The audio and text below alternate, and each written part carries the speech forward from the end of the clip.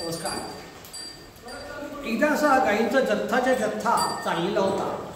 सगळ्या गोमाता चरण्यासाठी जंगलात कडे फिरत होत्या आणि त्यांच्यामध्ये अतिशय त्यांना अचानक अशी एक सुंदर स्त्री त्यांना दिसली. सुहासिनी. छान केस होते तिला, काळे बोर पसरलेले, कुंकू छान तिने लावलेलं होतं, सुरेख साडी नेसलेली होती, अंगावर जबरदस्त अलंकार होते, चेहऱ्यावर प्रचंड तेज होतं तिच्या. गोमाता पाहतच राहिल्या तिच्याकडे. एका ज्येष्ठ गोमातेने तिला प्रश्न विचारला, अहो भाग्यव आमचं, इतकी सौंदर्यवती सुहासिनी अशी तू आम्हाला प्रथमच आम्ही असं कोणातरी पाहतोय, तर कोण आहात तुम्ही, आम्हाला द्याल का तुमचा परिचय? ती म्हणाली, तुम्हाला ओळखलं नाहीस, ती लक्ष्मी आहे, जिला लक्ष्मी माता म्हणतात, महालक्ष्मी म्हणतात, ती मी आहे. मी म्हणजे साक्षात वैभव, मी म्हणजे साक्षात संजाम, मी म्हणजे अनेकांचं भाग्य, ती मी. अरे तू आमच्या गायींमध्ये काय करतेस?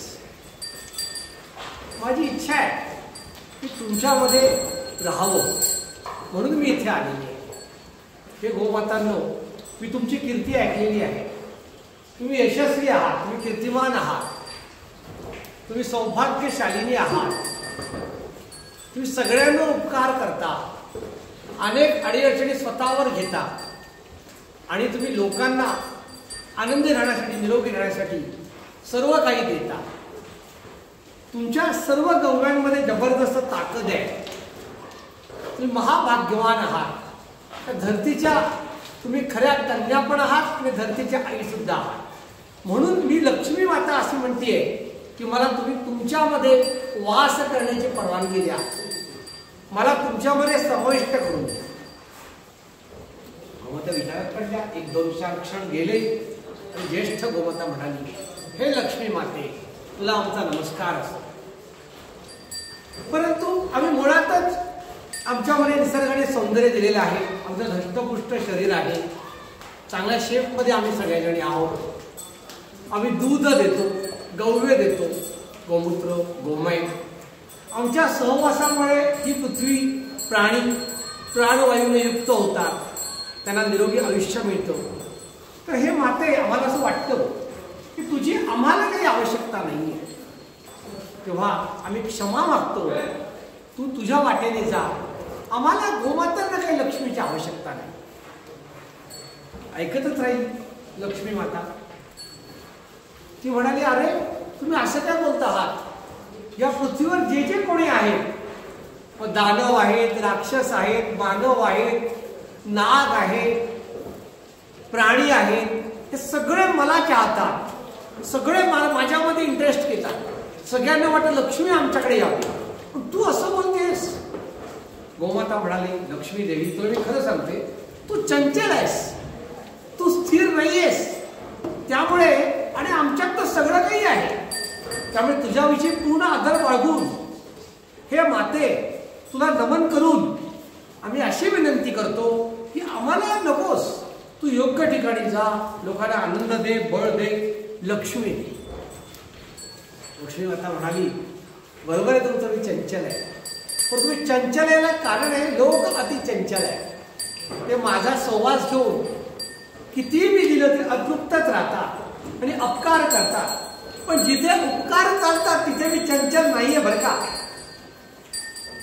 आणि हे गोमातांनो, मी तुम्हाला एकच गोष्ट सांगते की मला सुद्धा चांगल्या ठिकाणी राहायला आवडतं आणि तुम्ही तशा आहात. किंवा चंचलता माझी तुमच्याकडे राहणार नाहीये.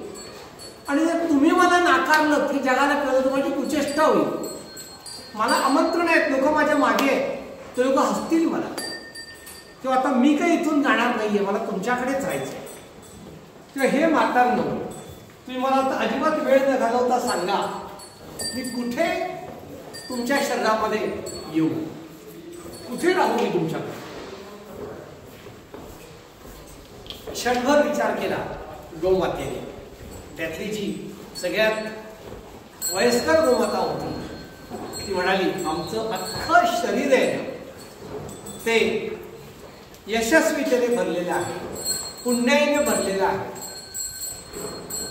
तू एक काम करू शकतेस. सगळ्या शरीरातलं सगळ्यात जास्त पवित्र काय? गोमय आहे आणि गोमूत्र आहे.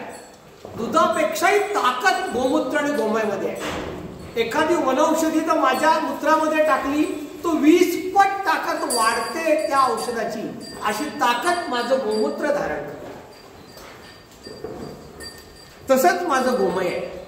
त्याच्यामध्ये खूप खूप मोठ्या प्रमाणावर ऑक्सिजन आहे, प्राणवायू आहे.